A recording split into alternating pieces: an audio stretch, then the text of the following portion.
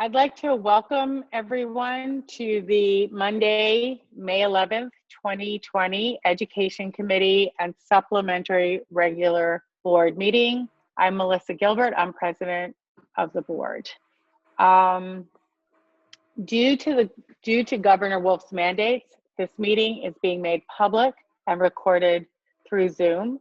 Public comment is being taken in advance and during the meeting through email at boardpubliccomment@lmsd.org. That's boardpubliccomment@lmsd.org. No live comments will be taken, and every consideration will be given to read comments, but cannot be guaranteed. Public comments not read will be posted to the agenda. Mr. Roos, is there any public comment on tonight's action item?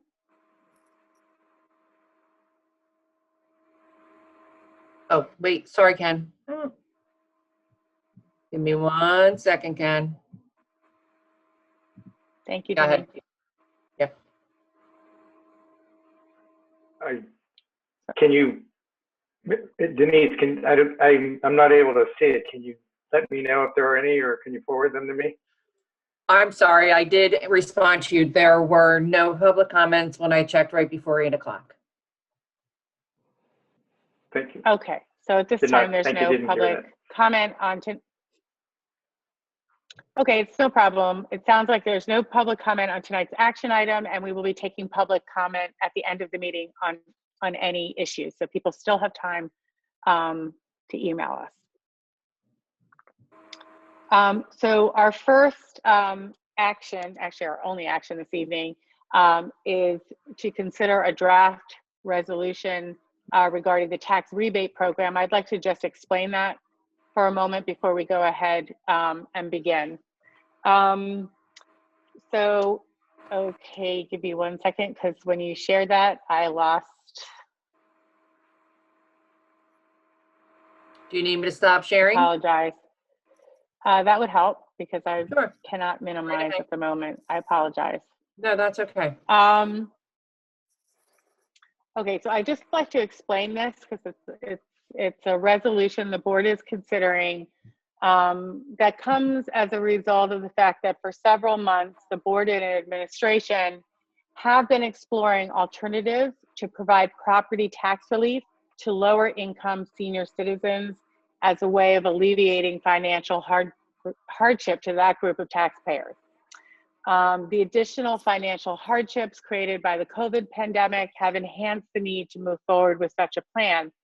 The board is aware that a number of Pennsylvania public school districts have established property tax and rent rebate programs, some of which are based on Pennsylvania's property tax rent rebate program, which is administered by the Pennsylvania Department of Revenue. However, currently, there is no express statutory authority for public school districts, such as Lower Merion School District, to create such a program. And it does not serve the district's interest to have to contend with another lawsuit over its taxing powers. So tonight, the board's going to be considering a resolution to obtain explicit authorization from the General Assembly for public school districts to establish property tax and rent rebate programs, and providing that tax rebate issues pursuant to a lawful property tax and/or rent rebate program are an authorized use of school funds under the public school code. So we're interested in having the legislature consider this so that we would be able to move forward. So I've asked our solicitor, Mr. Reese, who will now provide an explanation of the resolution and some additional background. Thank you. I think you've done a very thorough job of setting up this this resolution, President Gilbert. Basically, what I would want to point out is we do know, and the board does know, that there are many other districts that have already adopted these resolutions.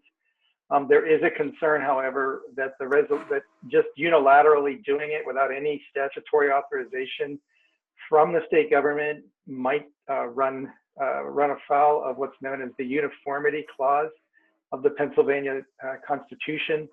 And there is enough ambiguity in the law that if there were to be a taxpayer challenge, there could be either a successful challenge or there could be a delay in the implementation. So the cleanest way and the only way to be sure is to have the legislature actually pass the legislation that would need it in order to enable these things. Given the popularity that they've shown in other places, this should be something that the legislature should be able to get behind. But again, it's just better for you, better for the district, better for the taxpayers if this ambiguity is removed and the authorization is given by the General Assembly. Thank you. What you have before you tonight is the resolution. It just simply states that the district's, oh, okay.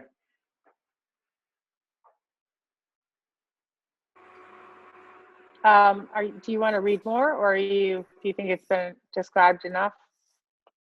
Oh no, the resolutions, it speaks for itself. All you need at this point is a motion to adopt the resolution in the form presented on the agenda. There's no need to read the entire resolution.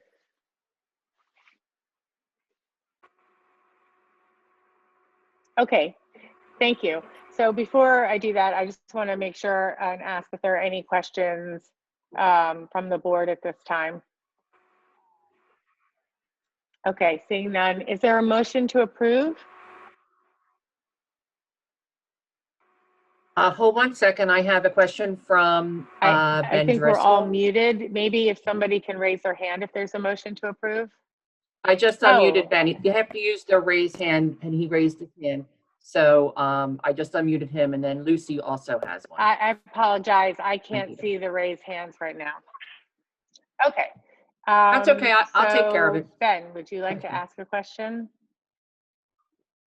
Oh, Yes. Sorry. Thank you, Melissa. My question really is, I guess, we are not expressing where this should go. Like, we're going to let the legislator decide if it's an age limit or an income limit. That's up for the legislator, but we're asking to at least look into that. Is that how I'm reading this resolution correctly? Yes, that's correct. Yes, that's a Ken question. Okay, thanks, Ken. Yes, yes. Yeah. Next was Lucy. Are there other? She may have not. Hold on 1 second. I had unmuted her, and I think she went back. So let me just check. Lucy, did you have a question? She's unmuted. She's unmuted. Okay. Actually, I think my question was the same as Ben's, that basically what we're doing is asking the legislature to move in this direction because we believe it's the right thing to do, but we can't do that unilaterally, that we're asking them to do that. Correct. We think that our doing it unilaterally would expose us to lawsuits. Yes, thank you. And next we have Peter Lee. I had the same question, so. Okay. That was the end of the questions, Dr. Gilbert. Okay, so do we have a motion to approve?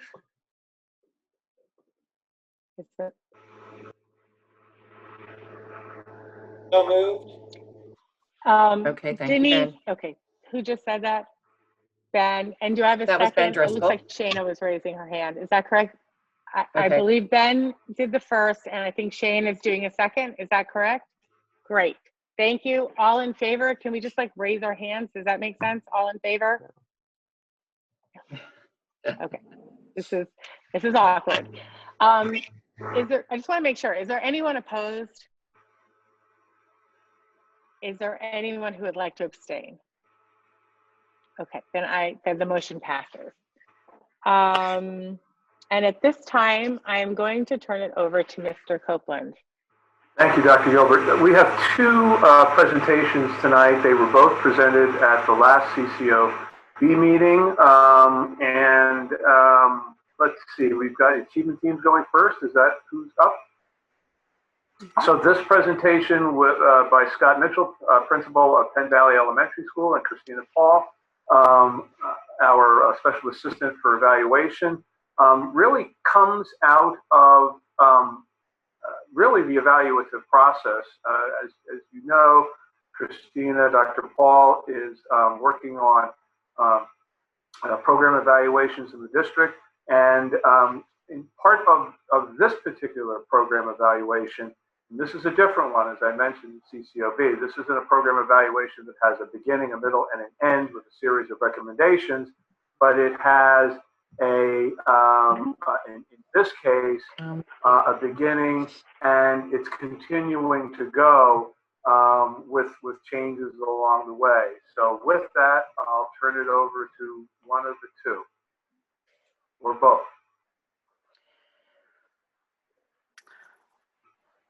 Mr. Mitchell. All right. Well, thank you for having us back. For some of you, you'll hear a repeat performance. Thanks for this opportunity to let you know what we're doing with achievement teams in all 6 of the elementary schools. Christina Paul and myself, under the direction of Mr. Copeland and Dr. Eveslug and Dr. Gaudioso, have been working to streamline the process in order to make it more efficient and effective. The goal of the achievement teams is to bring together professionals with the aim of assisting our regular education students and providing them with interventions that we can provide for the students both in the classroom and as well in a pull-out session. It involves the family and a team of professionals who come together, discuss some skills and strategies that a student may be struggling with, and then we create a plan, an action plan for those students. That's really what we do. Our goal is to keep students in general education.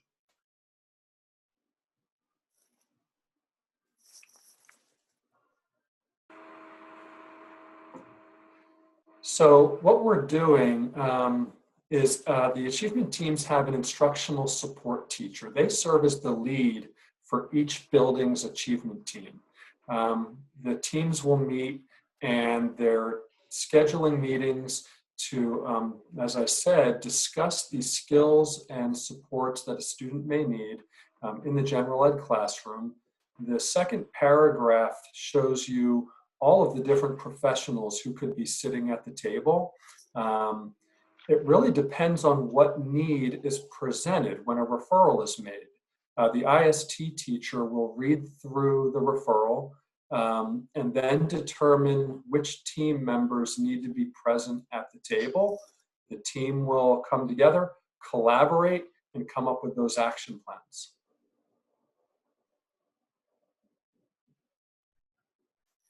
So a little bit of a background, what it used to look like. We could only comment for 06 to 2018, where we had 2 instructional support teachers who were responsible for supporting 3 elementary schools each. What we also had was in all 6 elementary schools, the achievement team process looked very different. They were functioning under the direction of a building principal.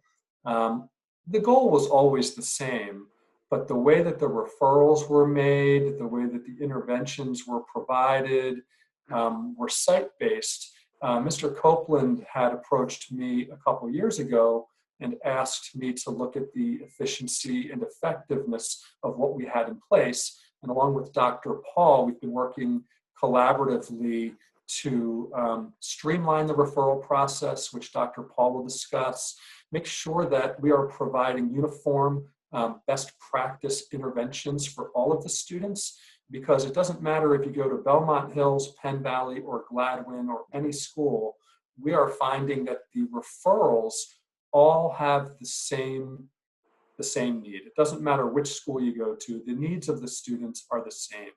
So what we've done is brought together these collaborative teams and also the IST teams meet together so that we can discuss best practice for what's happening in each building. So back in the winter of 2017-2018, Mr. Copeland initiated my evaluation of academic support programs throughout the district, K-12. And so there are 10 plus programs involved that we need to take a careful look at. But the achievement teams, while they are existing at all three levels, they exist K-12, I really started taking a very deep dive into the achievement teams at the elementary level. So through the observations and the interviews, collaborative reflection with the staff members who'd been involved in achievement teams for many years and those who were new and coming in with fresh eyes. Through this collaborative effort, we really were to find some ways that we could include some new efficiencies and provide some structure to the process that would yield consistency across each of the elementary buildings. So you'll see here some of the formative recommendations that emerged are around the idea of increasing the time that instructional support teachers and interventionists are able to work directly with students.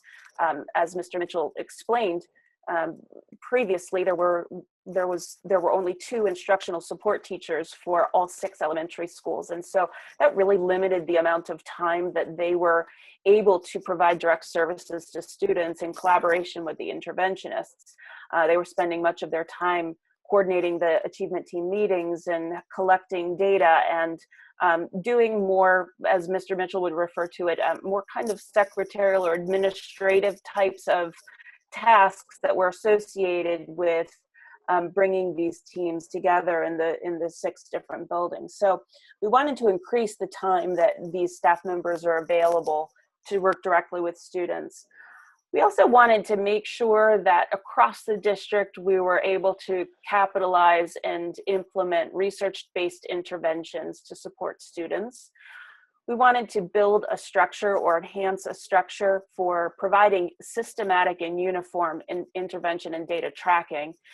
As Mr. Mitchell explained, things operated differently at each of the buildings. And so from a program evaluation lens, it was very challenging to be able to come in and make some general recommendations when there are 6 different models that are being used to support students. So we wanted to bring consistency to those procedures.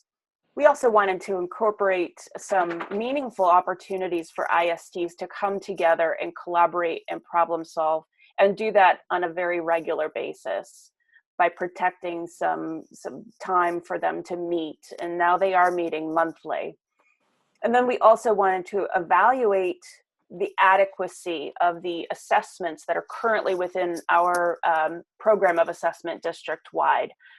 As I started examining the procedures and the data that were collected to inform these interventions and these support plans, we were recognizing that there were some gaps or some areas where we could use some more precise instruments or data collection tools in order to provide a much more personalized and individualized support plan for students. So this led to a current initiative that I am completing.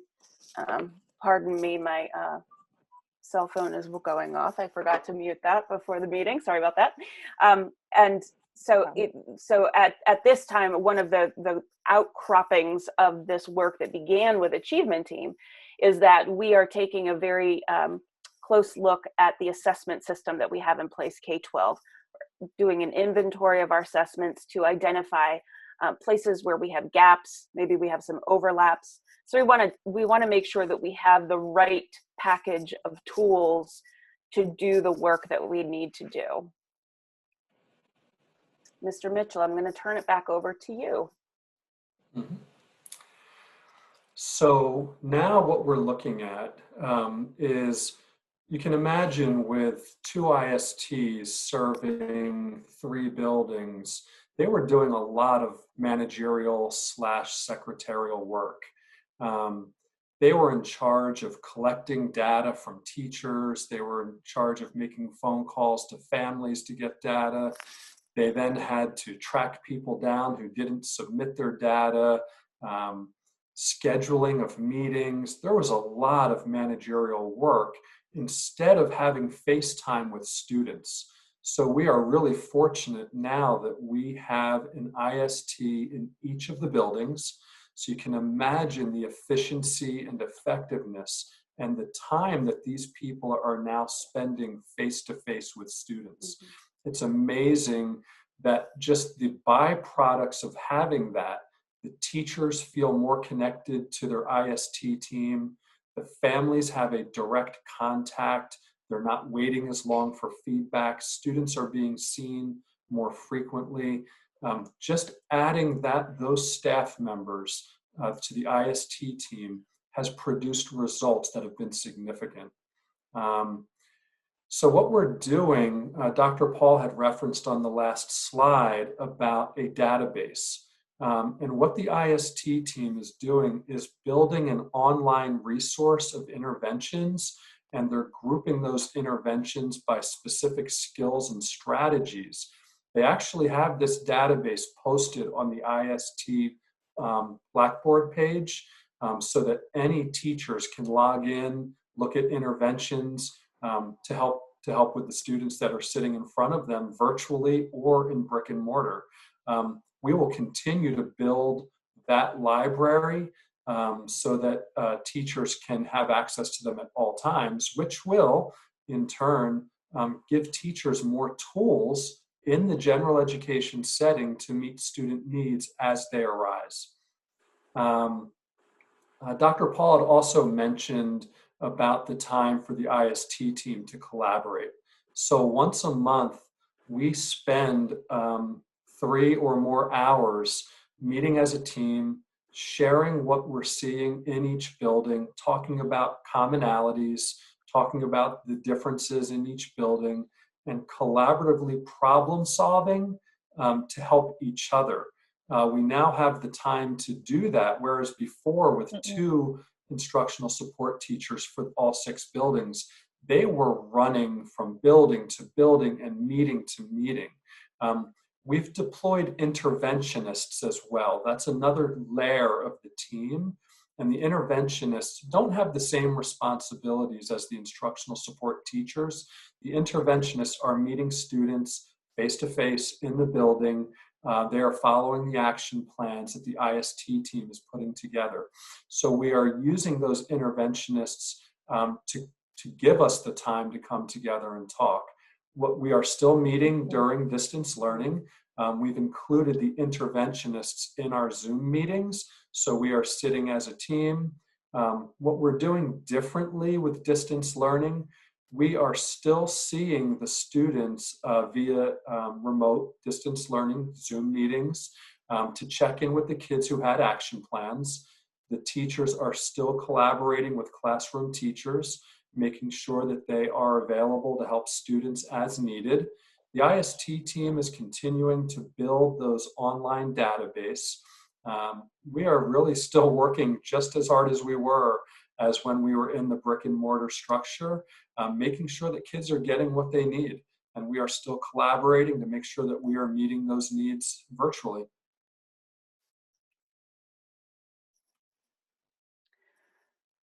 So one of the key pieces of support that I've been providing this past year through that systems lens is to bring some consistency to the methods that are being used to collaborate with achievement teams across the 6 elementary schools. So what we did was we created a single uniform online referral portal so that any teacher at any time, teacher, counselor, whomever it might be, simply clicks a link, goes into this very simple form and says, I would like to request a collaboration with the achievement team. Here's why, here's the student that I'd like to collaborate on. And as soon as they hit that submit button, it triggers a series of emails that notify each member of the achievement team in that building that the referral has been made or that the collaboration request is in process. some of those people, it's just a heads up. Heads up, you're going to be talking about this with the achievement team soon, this particular student. Stay tuned for more information. Whereas other key members of the achievement team, they may be asked to provide information, data, information about any services they've been providing, or the classroom teacher has some information to pull together. The nurse has some information to pull together. So different people from the achievement team will receive this request. It is the form is attached. They complete the form, and then they submit it into our, what we call a Dropbox, but it's really our secured network shared folder. And we have this process set up so that it's done in a uniform way across each of the buildings. So it accomplishes two different things. First of all, it provides an expediency to the referral process that was not possible when we were doing this with paper forms. And the second piece of it is that we're creating the more consistent record keeping, so that as those students move through their career here with us in Lower Merion, we're going to have better records about the types of challenges the students have had in the past, the types of interventions that were provided, and what worked, what didn't work. Those records will now be accessible in a much easier format than had been previously. So number 5. Hold on 1 second. Oh, sure. Please go ahead. Let me jump in on number 4, because Dr. Paul is not giving herself the credit that really changed the ball game for the instructional support team. So imagine a paper trail of tracking people down who didn't submit what they needed to submit, sending out various emails to every single person, and removing that in making the process extremely effective. And that was a game changer. So you had heard me reference the secretarial managerial aspect of the job. The 2 ISTs that held the position had reported that they were spending, in some cases, depending on the week, up to 80% of their time doing paperwork and scheduling meetings. And when Dr. Paul was able to create the streamlined process, that was reduced significantly, which created more time for direct interventions with students. This was a game changer. Thank you. So moving on to number 5 then, through this process of digging in very deeply, we were able to identify different areas within our record keeping systems and our data infrastructure, different problem spots where we're able to now fix those problem spots and use some of the tools that were available previously, but just hadn't really been used very efficiently or systematically. We're now using those tools and creating practices around data stewardship that are really going to set us up to be able to do even more in the future in terms of looking across the program, looking across the types of interventions that are provided, looking across the data that we're collecting about the interventions, and be able to build more systematic infrastructure throughout the entire organization. So this has been really critical in that process as well. Yeah, I want to, before you go to the next slide, I'm not sure what Mr. Copeland and Dr. Eveslag had in mind in terms of a time frame when they first approached me about this. But what we've discovered is that we just keep peeling off layers and layers and layers and finding more things to work on. That's why Mr. Copeland had referenced that this doesn't have a real clear ending date.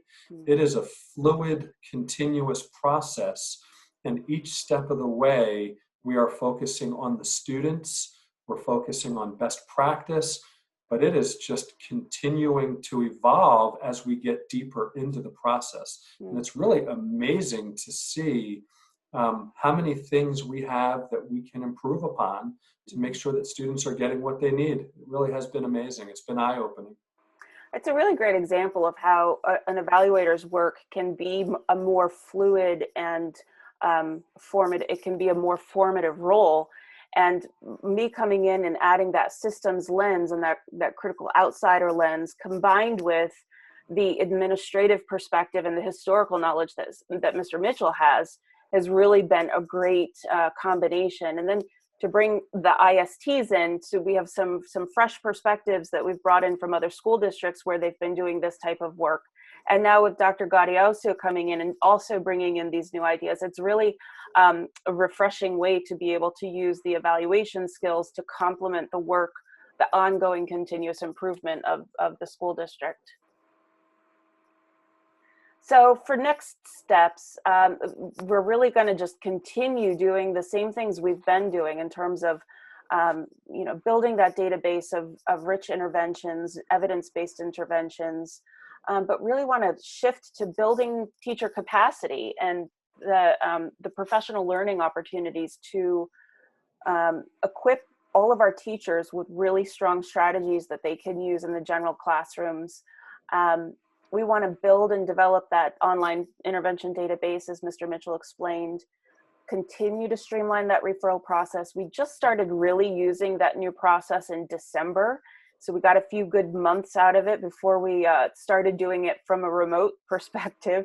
But there's still work to do. And the work will now extend up through the middle school and the high school achievement teams as well. One of the goals here is to bring consistency K-12, so that the procedures are aligned and the data infrastructure can flow into each of the next levels, so that, for example, when the students move on to middle school, the middle school teams can look back at the records and say, here's what the elementary team achievement teams had been doing for the student. So that streamlining of the referral process will continue in elementary, but will also extend up through, eventually all the way up through grade 12. We want to build some more consistency around the expectations for what student referrals look like. And Mr. Mitchell, if you don't mind, I'd like to pop this back over to you, because I think you have a really much deeper perspective on this particular point. So the easiest way to explain what this bullet is, what we found when we started tracking student referrals was that sometimes it depended on who the student had for a teacher, whether or not they were referred to the achievement teams in each building.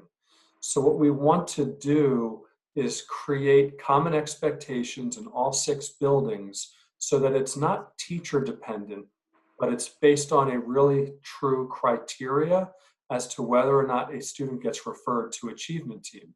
Sometimes what we found was, just as an example, that sometimes teachers that were hired as long-term subs might be reluctant to make a referral because they might be viewed as not being as strong or worthy of a contract. So we want to remove that stigma and make it a consistent referral process, all 6 buildings, regardless of who that student has. And that is one of the main things that we're focusing on right now. So this final bullet point just refers back to the idea of building our data governance structures, our data practices, bringing consistency and quality to the types of data and the way that we're storing those data so that they can be used more effectively now and in the future. And the long-term objective with all of this is really the big goal here is that we want to make sure that every student's needs are met by building collective teacher capacity through this teamwork and the collaboration, and by using the expertise of the professionals within each building and across the district to provide general education interventions that are going to effectively support students in that classroom setting. Again, we want to make sure that we're providing the strategies and the scaffolds that students need in order to be successful within the general education curriculum. And the achievement team is a really critical feature of that goal. And so that is our long-term objective here. Yeah, I just wanted to add something to this as well. At the elementary school, we do see referrals being made for social and emotional needs. What we have found was that the social and emotional needs can manifest themselves as academic. And what we then do is partner with the guidance counselors and the social worker to do outreach to families, to provide them with resources. I just need to share that at my staff meeting today, we discussed the rising number of families that are reaching out to counselors for support as the stay at home is elongated and prolonged. And the counselors and the social workers are really connecting with families to make sure that students are staying engaged and that families have access to resources. So the additional social worker that was added to the elementary team has proven to be invaluable while we were in the brick and mortar setting, but also remotely as well. Really been a huge addition to each school and the achievement team. So with that, our presentation is over, and I'd like to turn it back over to Dr. Gilbert. Thank you so much, and thank you, Dr. Paul and Mr. Mitchell, for that presentation. I know that that was also presented at our recent curriculum committee meeting, but I wasn't able to be there. So it was really fantastic to hear that presentation, and I just want to commend you on the amount of work that clearly went into doing this.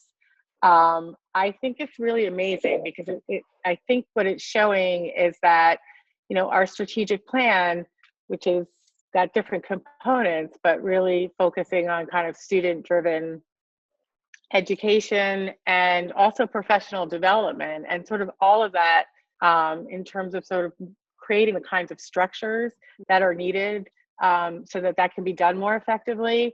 And I also really want to just give a shout out to the teachers and you're calling ISTs is the correct terminology, because I think it takes a lot to be able to sort of go into something like this and see this as an opportunity. I think program evaluation can be extremely stressful, and it looks like this was a case in which the contributions of those people were really important, and that, you know, it's going to allow them to be more effective in doing what I'm sure is the work that they would like to be doing. So I think it's really exciting. At this time, I'd like to open it up to questions, and Ms. LaPera, would you like me to do that, or are you going to do that? Well, Sean Mooring has a question, but unfortunately he's not unmuting, and I'm not sure why. So I'm trying. I'm sorry, my hand may have been raised. Okay, yeah, you can, if you're holding on to it, then I can't unmute you. So I can hear him. Okay. No, I said I may have hit it a while ago, but I don't have a question. Okay, perfect. Okay, is there anyone else who has a question or comment at this time? I mean, it's really exciting to see this work being done, you know, at the same time that we're, you know, having to address the COVID crisis. So that's very reassuring to see that this work is still taking place. Is there anyone else who has a question? I can see, I don't see any hands raised at the moment. I just want to make two comments. That I've been in Lower Merion for 11 years, and during that time, we've talked about building this database of interventions. The distance learning has put that to fruition. It is now coming to fruition. We are seeing the online database, and that is definitely a huge positive outtake from this. The other comment that I had, once I attended a conference, a data conference at Hershey last year, and I attended a session where Council Rock was presenting, and I met with the principal and their IST after the session, and they started, instead of me picking their brain, they started picking my brain, because we are light years beyond what other school districts are doing with their achievement teams. The principal of Council Rock invited me to her school. I spent a day conferencing and just sharing ideas and collaborating about IST, achievement teams, how we're using them, possible ways to use them. The conversation is growing. It's amazing. A lot of school districts are looking to Lower Merion to see what we're doing, and that holds true for this case as well. We now have Lucy Klein. Perfect. Thank you, Scott. Thank you. I just wanted to take a moment and say that I appreciate the work across the district and across many different programs and areas to provide consistency across the schools. I know that there's a delicate balance between putting together programs that are sort of prescriptive or that are the same for everywhere, when each school and each community has its own sort of individuality to it. But I do appreciate the consistency in putting together, sort of overarching protocols that provide consistency across all the schools, because I think there's a lot of value to that. Thank you. It is.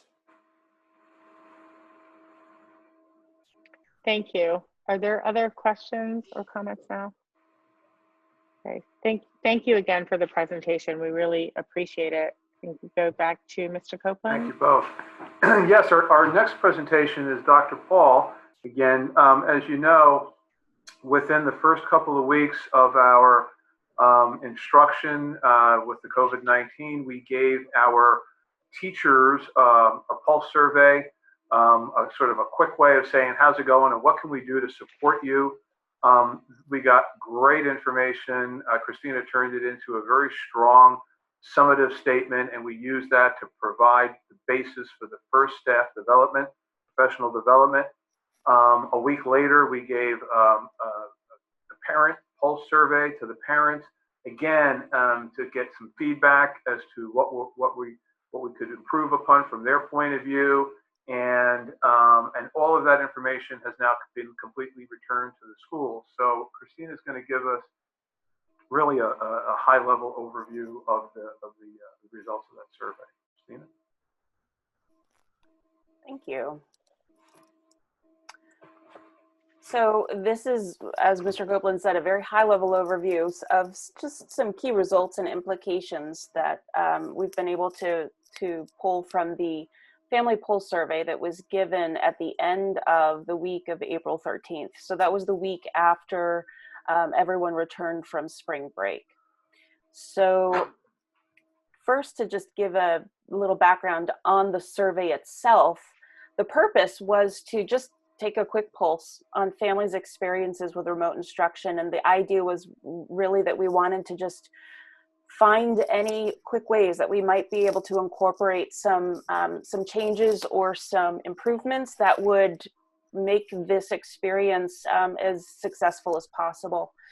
The instrument was adapted from one that had been created by Qualtrics survey software.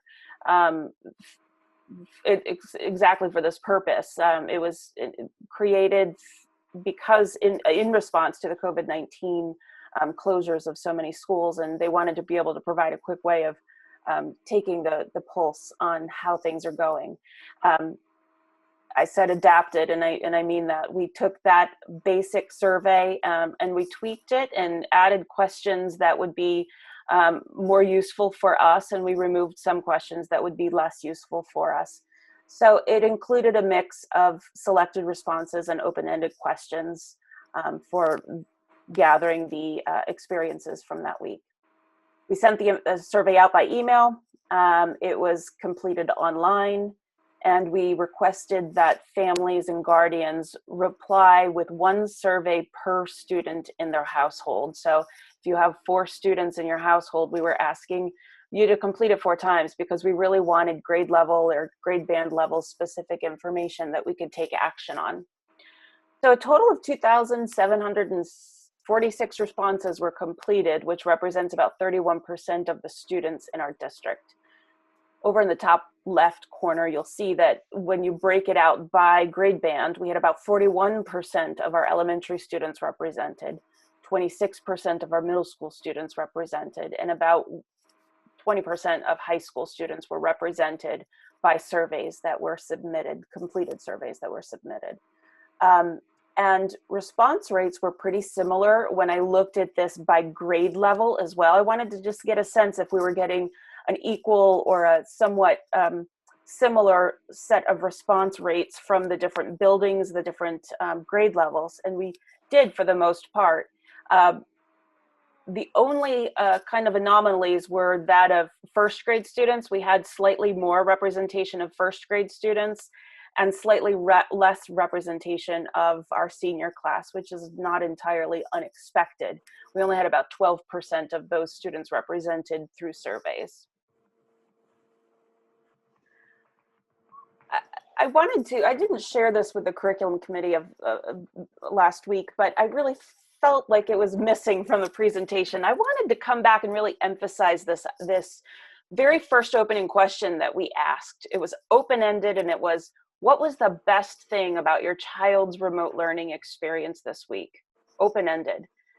And I'm not typically a huge fan of the word cloud, especially from a qualitative research perspective. But in this case, I thought it really was a very helpful visual to see the 20 most frequently used words from over 2,500 open-ended responses that we received. The size of the word indicates the frequency with which the word was used. And so you can see teachers were so important, and many of the parents said that this was the best part of their students' learning experience that week. It was the teachers who were making those personal connections, who were going above and beyond to connect with their students and to help keep their students engaged. Another big piece you'll see here is the Zoom word, right? And the meeting at the bottom. And the Zoom and the meeting really had to do with the amount of parents and guardians who were saying that Zoom meeting was so important for their kids in terms of connecting with their teachers and connecting with their classmates. This was especially true for the elementary kids, and especially for the littles, the kindergarten through first and second grade. Those parents and guardians reported that those morning meetings were really, really helpful for keeping their little ones happy and having something to look forward to each day. We wanted to get a sense of how much time our families are spending on their schoolwork each day. And most of the K-5 students were reported to be spending about 2 to 3 hours on their schoolwork each day. And this is pretty aligned with what we were expecting to be providing. In grades 6 through 12, there was pretty much an equal split between reporting either 2 to 3 hours or 4 to 5 hours. You can see on the ends, there are some who are reporting far less time being spent and some who are reporting far more time being spent. But I also think it's important to point out, although I haven't included the end counts here, when I looked down here, for example, at the grades 9 through 12 and looked at some of these orange colors here on the right-hand side, I thought, oh gosh, if they're spending 8 or more hours, I looked into that a little bit more carefully, and it's really only 4 to 5 students, 2 to 3 students who whose parents and guardians are reporting that. So just wanted to keep that sample size in your mind as you examine these bar graphs.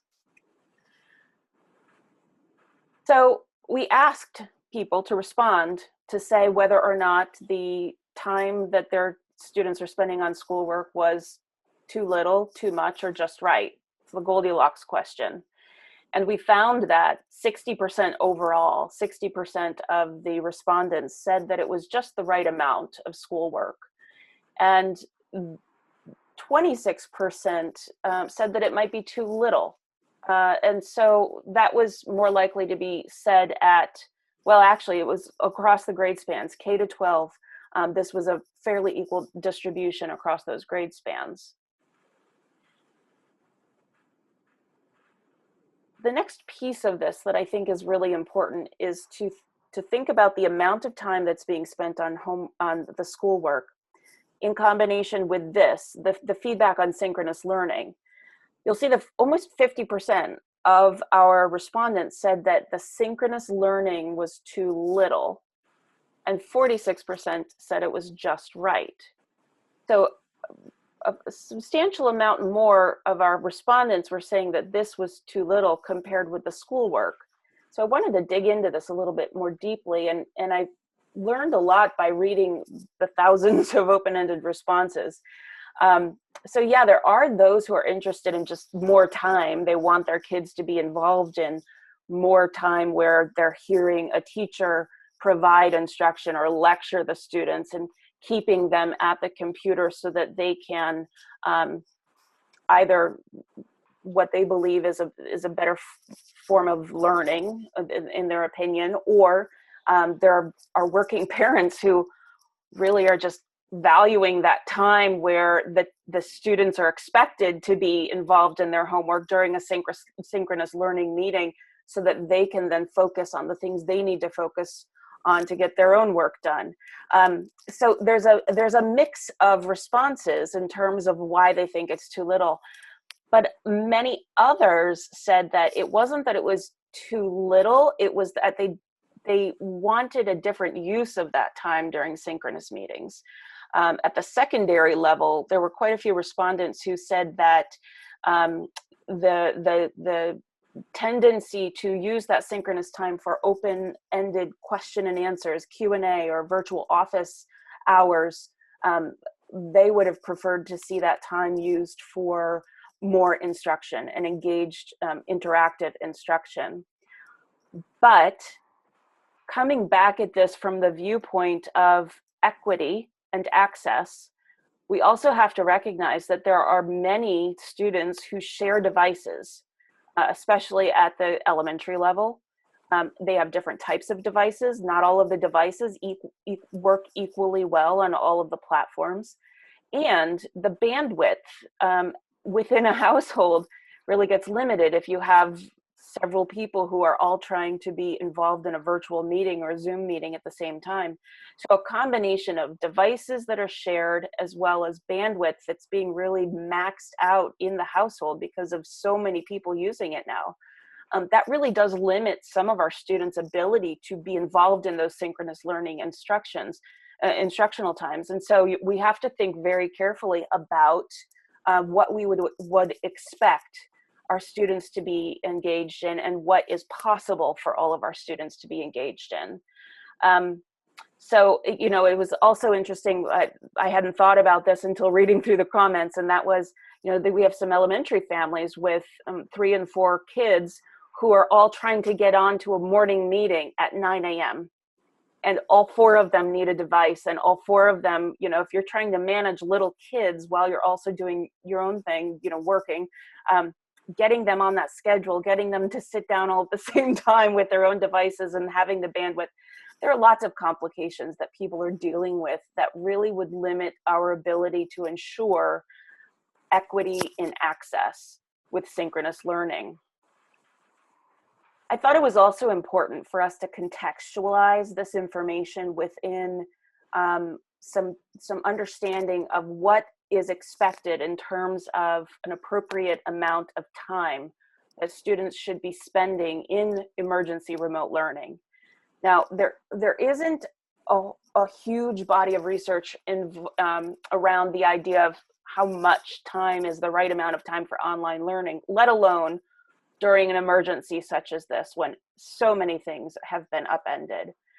However, there have been a number of states that have put out guidance and recommendations on what they are expecting their schools within their state to provide.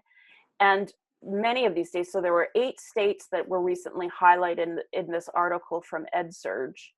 And among these 8 states, there were some pretty close alignments in terms of what they were saying we should expect from students. So from K to 1, the recommendations fell between 45 and 90 minutes for engaged schoolwork each day. Some of them said plus time for reading, or plus time for other types of free choice explorations that are educational, but the expectation would be have them engaged in 45 to 90 minutes per day. Grades 2 through 5, 60 to 120 minutes, so 1 to 2 hours per day. For grades 6 through 8, and actually 9 through 12 as well, 180 minutes, 3 hours maximum. We had some differences. So West Virginia, it was fair, you know, a few minutes less for the middle school grades, and Illinois was expecting slightly more for their high schoolers. But these were, I think, a good set of general guidelines to understand the consensus of many people with good intentions and lots of experience and lots of good training and background who have come together with these committees that have been working on behalf of the state departments. And I think it gives us a good gauge on where we are with our own expectations. The next piece of this is looking at what types of experiences we should be offering to our students during this time. And so I'm not going to read through all of this, but I want to provide it as a general sense of the types of experiences. So in grades kindergarten through grade 2, the guidance from the Illinois State Department of Education, which this guide that they put out at the end of March really has become a very frequently referenced report. Many people are looking at this as a key set of guidelines for what to do during this time. So for them, they reported that the kindergarten through grade 2 experience really should be focused on helping the parents to learn how to provide play-based family learning experiences. They talk about the parent as the first teacher and teachers' role in helping support and strengthen that relationship. The goal would be to have those family interactions over time, have those family interactions touch on each domain of child development, but the focus is not on mastery of new skills.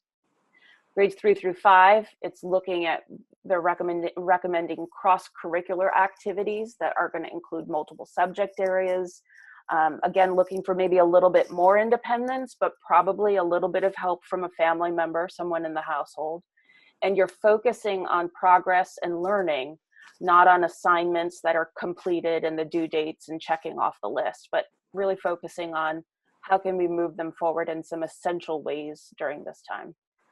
Middle school, giving priority to the prerequisite skills that will be needed for next year once they move up into the new grade.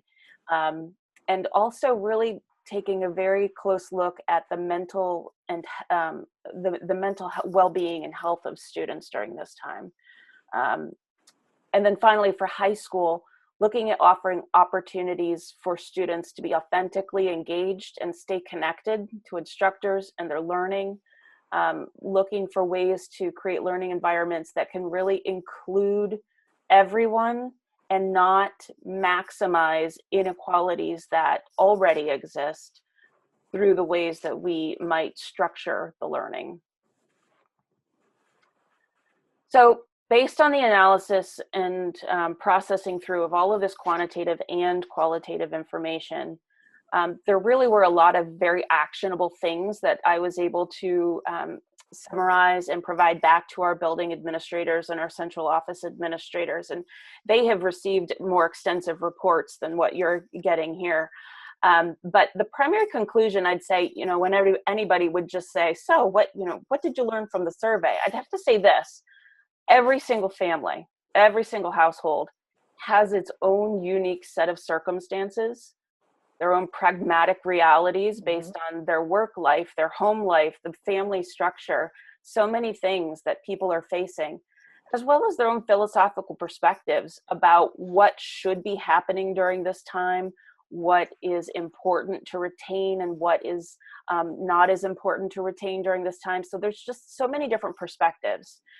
But regardless of people's perspectives or their realities, there really were some common themes that I was able to draw out that can lead to some implications for the district. So implication 1,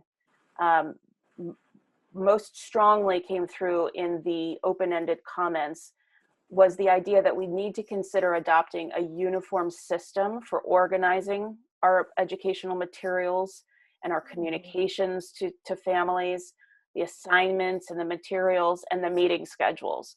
Some of the things that people recommended as specific tools to start using were centralized calendars. So imagine I'm a middle school student and I have, 6 different teachers, for example. And if each teacher is providing a different form of communication and a different type of calendar with the links to all of those meetings in a different way, and on different timelines, some of them are sending it Sunday night, some of them are sending it the day before, some are sending it the morning of. It gets to be confusing and overwhelming. And so a lot of these suggestions were around the idea of just kind of organizing the information in a much more streamlined way so that it's familiar no matter which student or which family or which teacher you're dealing with. It's a familiar, consistent type of framework so that it's a little easier to navigate. The second implication really has to do with the types of ongoing professional development opportunities we can provide to our teachers. So many of the families and respondents were just praising the way that our teachers have responded in the middle of this, and so many of them have just, you know, taken a deep dive into these new tools and these new strategies, and they remain hopeful and positive, and they're trying new things.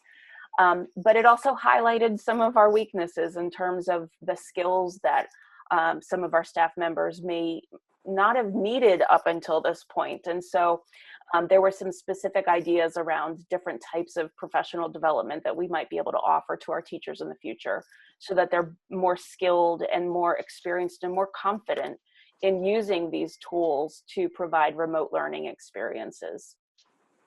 The final implication really is focusing more on the idea of feedback and the types of authentic assessment that we could be using to help parents and families and students understand the progress that they are making during this time.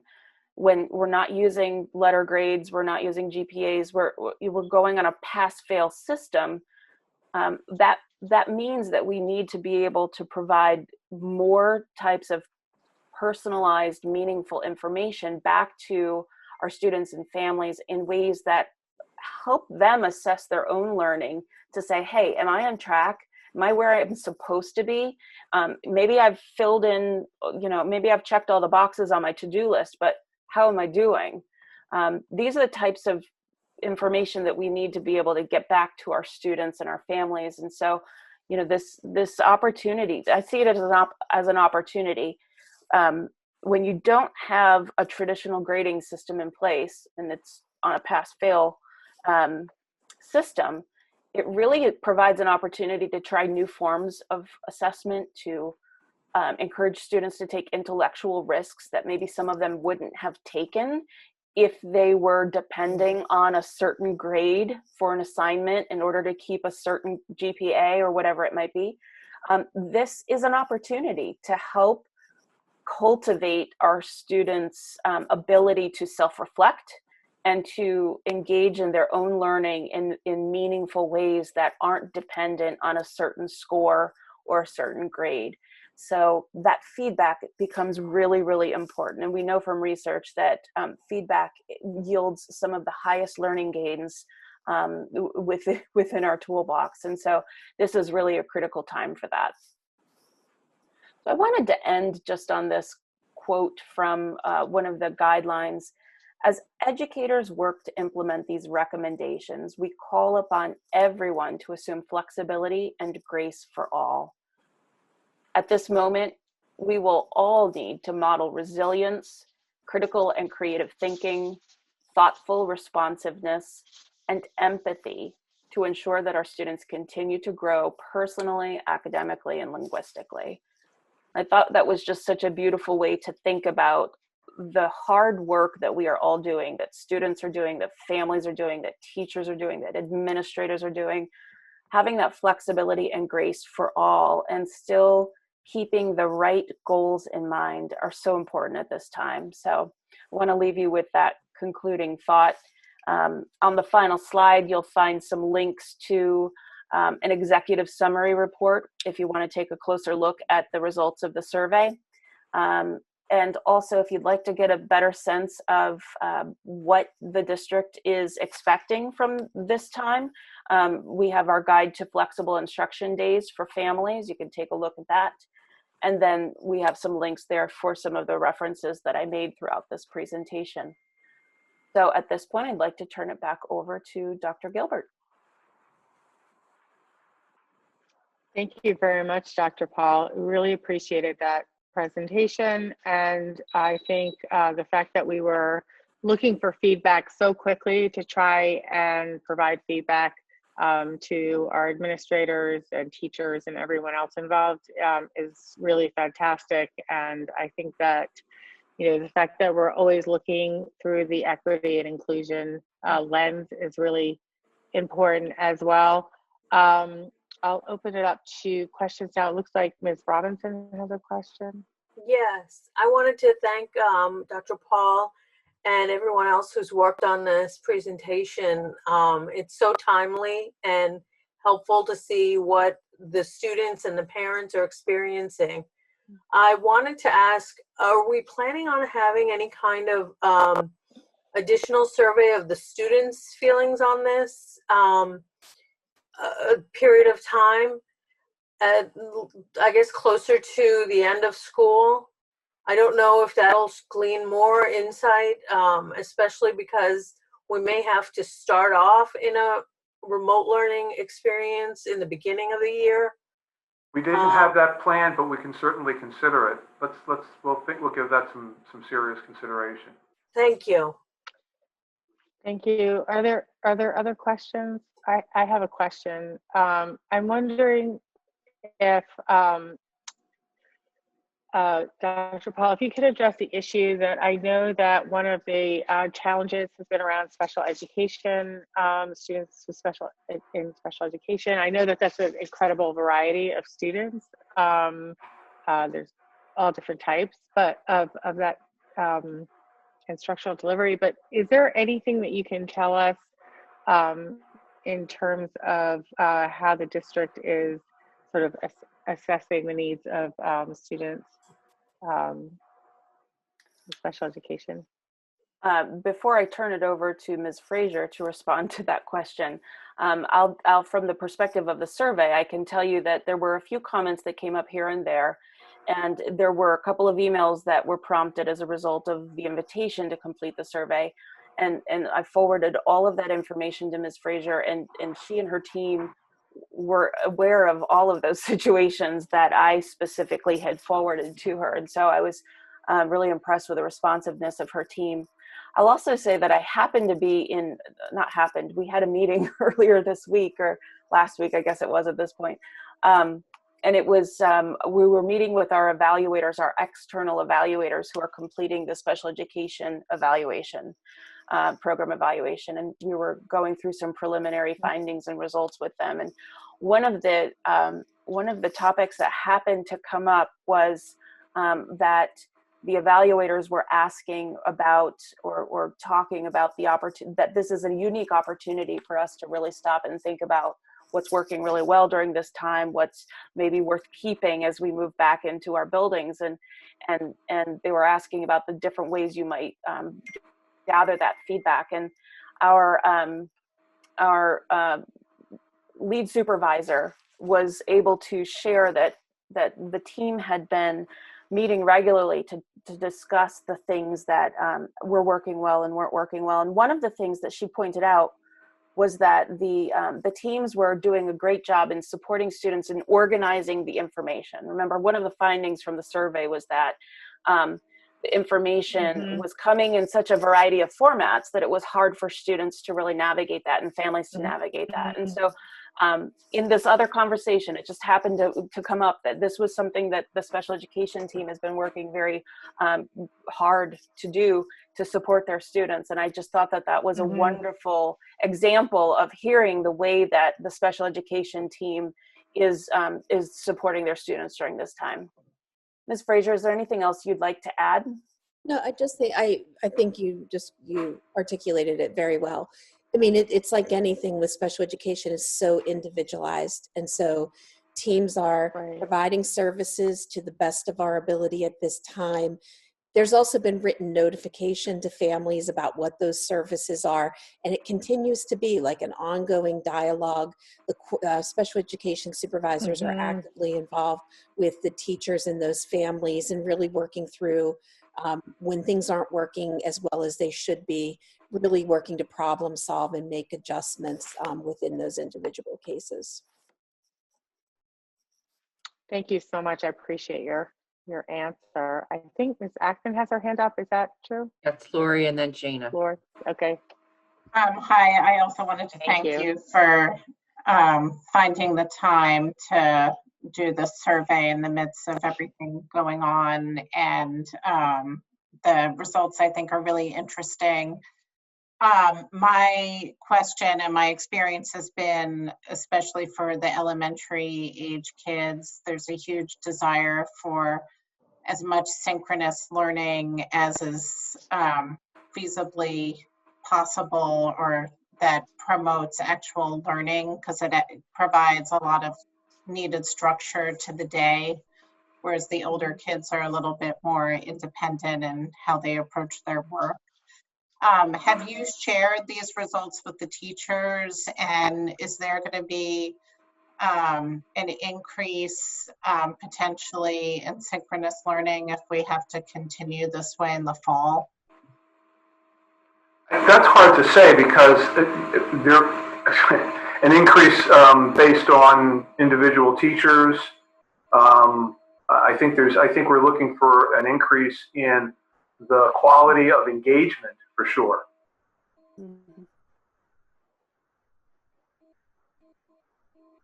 Okay, is there? And next we have Ms. Callis. Sorry, sure.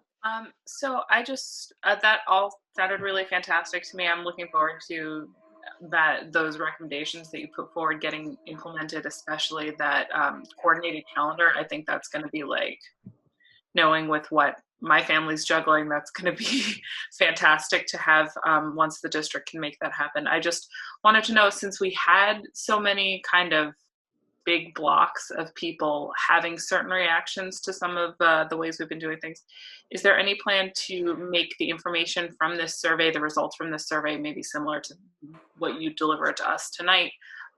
Is there any plan to make that more public, digestible for our community? Well, I mean, this session is being recorded, and we can certainly put the PowerPoint on. It's already on. And then there's also the executive summary that's linked at the end, which provides a more detailed overview of all of the findings. Okay, great. Thank you. Yeah, you're welcome. Maybe that would, I mean, we've been really being careful about how much communication we send home because of how much communication is being sent home. So maybe that link is included in a larger piece of communication that we think is necessary to families.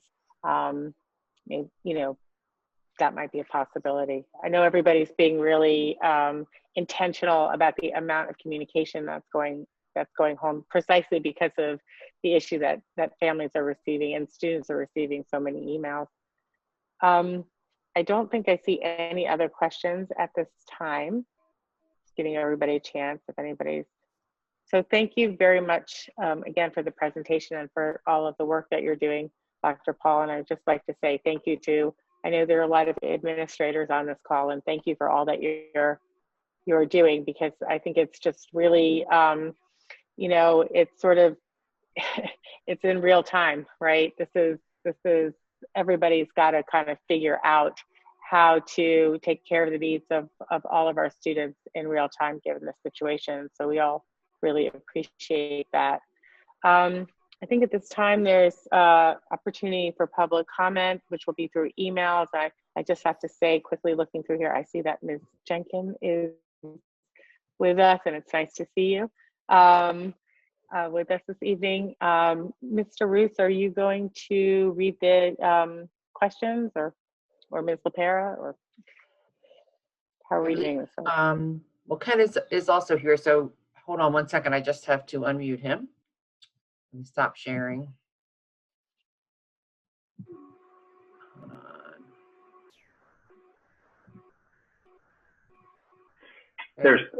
There is no other additional, there's no written public comment. There are no other comments. Okay, thank you. Then, Ms. LaPera, can you go ahead and read the upcoming meetings for me, please? Yes, the following committee meetings are being held via Zoom at 8:30 a.m. The May 13th Finance Committee meeting, which is the Curriculum and Instruction Budget Review. May 14th Facilities and Purchasing Committee meeting. And then also being held via Zoom is the May 18th Regular Business Board meeting at 8 p.m. and a May 27th Intergovernmental meeting at 7 p.m. Right. Okay, thank you. And that intergovernmental meeting is being hosted by the school district, so we'll be using a format similar to what we used this evening. And unless anybody has any more announcements at this point, I think we will be officially adjourned. So thank you very much, everyone, for being here this evening. Thank you. Take care.